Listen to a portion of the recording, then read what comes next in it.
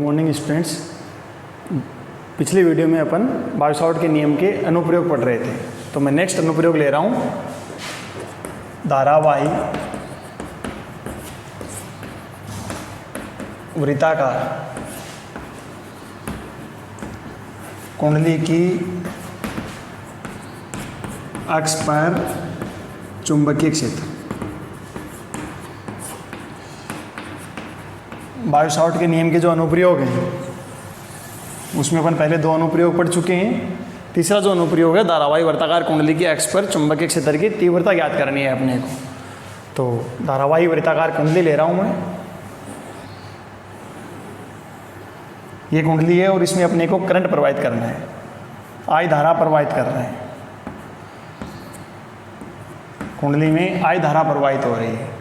कुंडली जो है इस प्रकार से ले रहे हैं अपन, 3D की बात कर रहा हूँ मैं। ये सेंटर है 3D, ये एक्स एक्स, ये वाई एक्स और ये मान लेते हैं अपन जेड एक्स।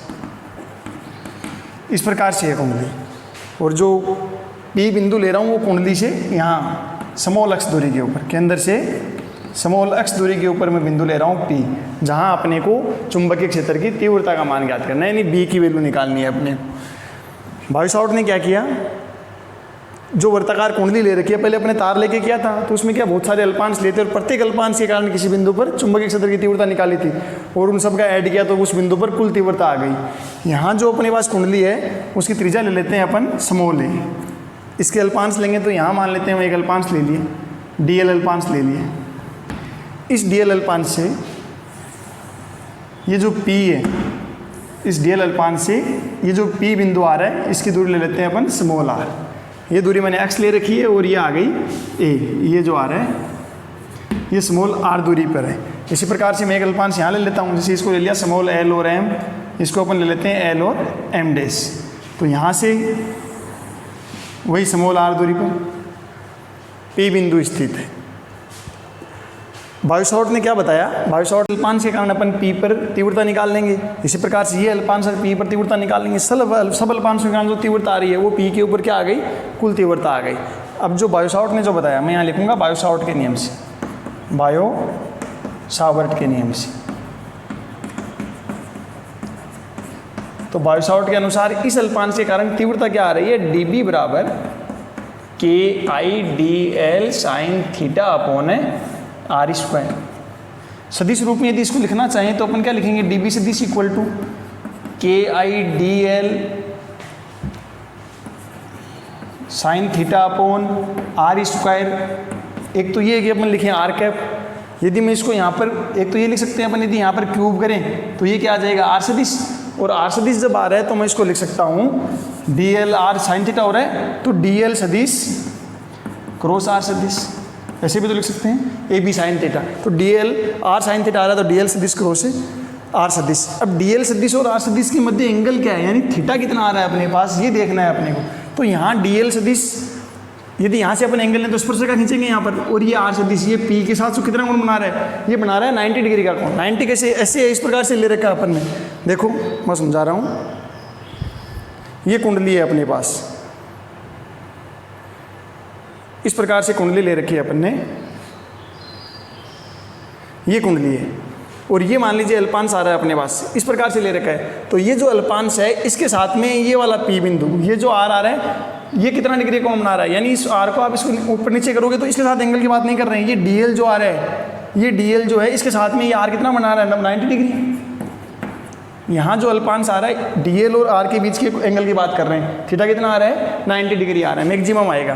तो थीटा जो मैक्सिमम आ रहा है उस कंडीशन में अपने पास dB जो आ रहा है, dB अपन क्या लिख सकते हैं, KIDL sine 90 upon r square. यहाँ थीटा जो आ रहा है वो 90 डिग्री आ रहा है, तो dB आ गया अपने पास KIDL upon r square. Maximum जो dB आ रहा है वो एक अल्पांश के कारण अपने पास ये आ रहा है। अब देखो पास ही, अब अपन बात कर रहे हैं कि B क्या आएगा। यहाँ से अपन बात करें इस अल्पांश के कारण B की, तो ये अपने को जो एंगल बना रहा है यहाँ थीटा आ रहा है, इधर से यहाँ पर भी थीटा आ रहा है, तो अपने को घटक लेने पड़ेंगे, ये भी आ रहे हैं, घटक लेने पड़ेंगे। यदि अपन घटकों की बात करें तो dB इधर आ गए, ये डी बी आ रहा है। एक घटक तो ये आ गया, थीटा ये कहाँ बन रहा है, यहाँ बन रहा है। सामने का क्या हो गया, ये वाला क्या हो रहा है, ये वाला हो गया डी बी साइन थीटा। क्या हो रहा है, डी बी साइन थीटा, और ये हो गया अपने पास डी बी कोस थीटा।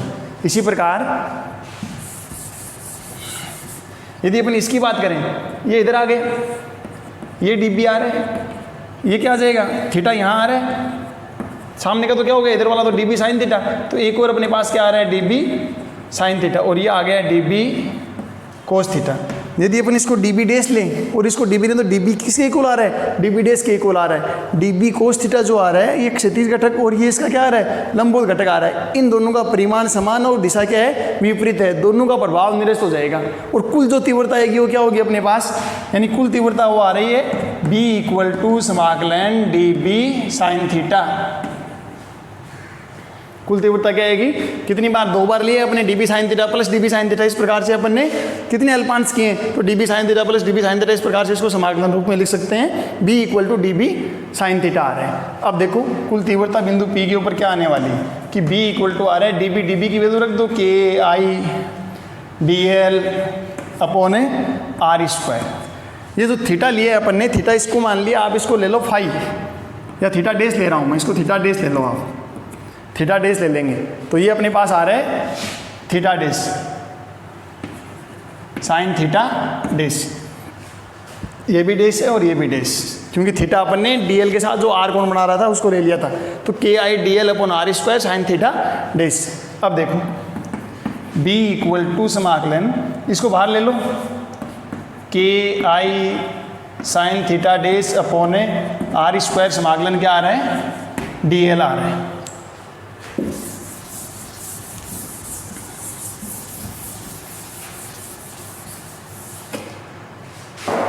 चित्र में देखो साइन थीटा डेश, यहाँ लिख सकते हैं अपन कि साइन थीटा डेश जो है चित्र से वो क्या आ रहा है, लंब बटा करण। सामने का क्या हो गया, लंब क्या आ रहा है ए, और करण यहाँ पर क्या हो रहा है, आर हो रहा है। यदि इस ट्राइंगल की मैं बात करूँ तो 90 हो गए। इस ट्राइंगल की बात करें अपन, ये वाला ले रहा हूँ तो ये आर ए बटा आर आ गया। साइन थीटा डेश की जो वैल्यू है वो आ रही है ए बटा आर। मान रख दो बी बराबर के आई, यहाँ आ रहा है ए बट्टा आर, साथ में यहाँ पर क्या है आर स्क्वायर, और समाकलन डी एल का मान क्या हो गया, एल। इस समाकलन डी एल का मान क्या है, एल। अब देखो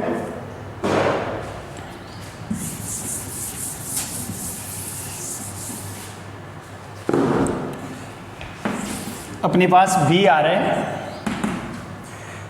के I A upon R cube, और यहाँ एल। अब एल का मान क्या है, डी एल से अपन ने एल लिया, एल क्या हो गया 2 पाई ए, इसकी परिधि हो गई कंप्लीट। एल क्या है 2 पाई ए, अपन यहाँ लिख सकते हैं एल इक्वल टू क्या आ रहा है 2 पाई ए।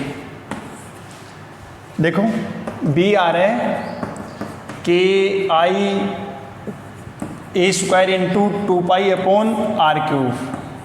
आर क्यूब आप यहाँ से निकाल सकते हो, आर क्यूब क्या आ रहा है, आर स्क्वायर को क्या लिख सकते हैं अपन, इस आर स्क्वायर को क्या लिख सकते हैं, ए स्क्वायर प्लस ए एक्स स्क्वायर, यानी यहाँ से आर क्या आ गया, ए स्क्वायर प्लस एक्स स्क्वायर की पावर 1/2। यदि क्यूब निकालें तो ये आ गया आर क्यूब आ रहा है अपने पास ए स्क्वायर प्लस एक्स स्क्वायर की पावर 3/2।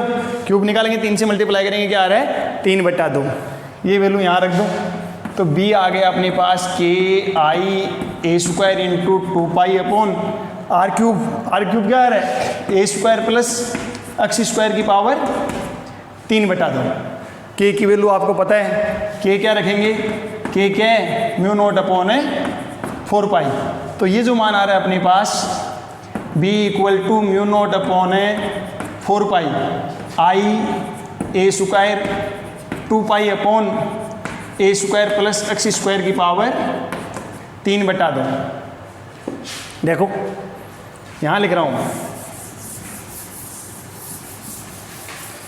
जब अपन ने के की वैल्यू रखी है तो अपने पास जो बी आया वो क्या आया, mu naught upon 4 pi, mu naught upon 4 pi I A square into 2 pi upon a square plus x square की पावर 3/2, ए स्क्वायर प्लस एक्स स्क्वायर की पावर 3/2। इस पाई से पाई कैंसिल हो गया, ये आ रहा है 2। अपने पास b की जो वैल्यू आ गई mu not I A square upon a square plus x square की पावर 3/2, और 2 यहाँ मल्टीप्लाई में साथ में रहेगा, mu not I A square upon 2 A square plus x square की पावर 3/2। ये अपने पास फाइनली फॉर्मूला आ गया। एक तो देखो n फेरें, यदि कुंडली में कैपिटल N फेरें,